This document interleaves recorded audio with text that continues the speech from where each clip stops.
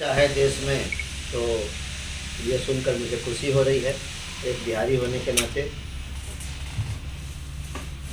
कि ये बजट बिहार के लिए ही है। अगर ऐसी चर्चा है तो अच्छी चर्चा है, सकारात्मक चर्चा है, और एक बिहारी होने के नाते मुझे खुशी हो रही है। एयरपोर्ट की अभी आपने बात किया, एयरपोर्ट जो है 3 खोलने का प्रस्ताव जो है यहाँ पारित हुआ है, लेकिन औरंगाबाद की कनेक्टिविटी कब होगी? अभी तो औरंगाबाद की कनेक्टिविटी गया अंतर्राष्ट्रीय हवाई अड्डे के माध्यम से है, जो यहाँ से मात्र 85 किलोमीटर की दूरी पर है। गया के संबंध में कहा जाता है कि जब सवारी नहीं मिलती है तो यहाँ के कैंसिल भी हो जाते हैं फ्लाइट, तो परेशानी हो जाती है लोगों को। पिछले 3 साल का रिकॉर्ड आप निकाल कर देख लीजिए कि कितनी बार फ्लाइट कैंसिल हुआ। मुझे लगता है कि आपको 0 नंबर आएगा, कि आपको नहीं, मतलब नंबर नहीं आएगा कि कोई कभी फ्लाइट सवारी के बिना कैंसिल हुई। अब फेयर के संबंध में भी कहा जाता है कि यहाँ से जो फ्लाइटें उड़ती है बोधगया से, वो पटना की अपेक्षा काफ़ी है, जबकि डिस्टेंस का कोई मामला ज़्यादा नहीं है। आपकी जानकारी के लिए बता दूं कि फेयर पर, हवाई जहाज़ के किराए पर सरकार का कोई नियंत्रण नहीं है। जहाज़ कंपनियां मांग के आधार पर फेयर को निर्धारित करती हैं, किराए को निर्धारित करती हैं। जहां डिमांड ज़्यादा होता है वहां का किराया भी अपेक्षाकृत अधिक हो जाता है, और फिर जब डिमांड घट जाता है तो किराया भी घट जाता है।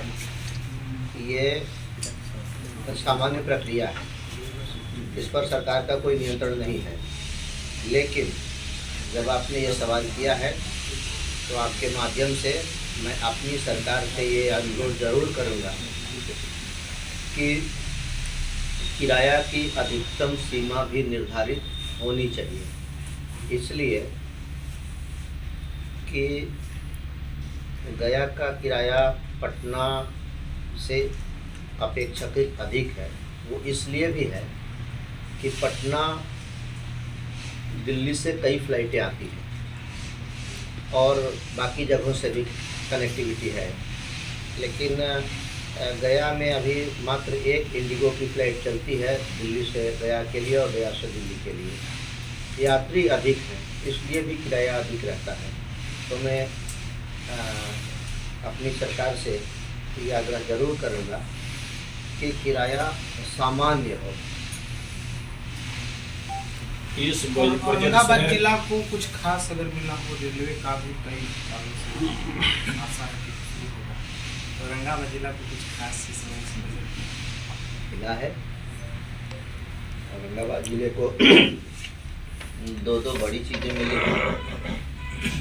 एक तो रेल के माध्यम से बिहटा औरंगाबाद रेल लाइन के एक भाग की स्वीकृति मिली है, और उसके लिए 136 करोड़ रुपए का प्रावधान किया गया है।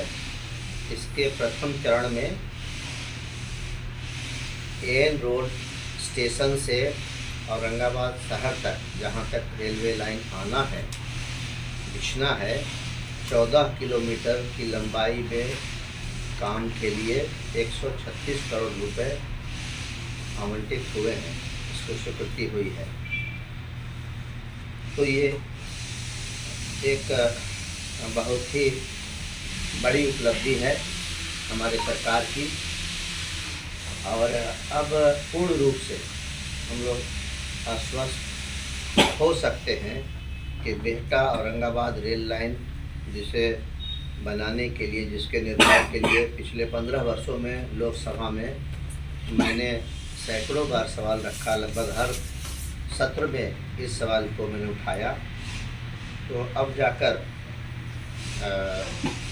इसकी प्रगति सामने आ रही है, और मुझे आप लोगों को बताते हुए खुशी हो रही है कि 14 किलोमीटर की लंबाई में एन रोड स्टेशन से हम औरंगाबाद शहर तक रेल लाइन बिछाई जाएगी, जिसका अनुमानित लागत 136 करोड़।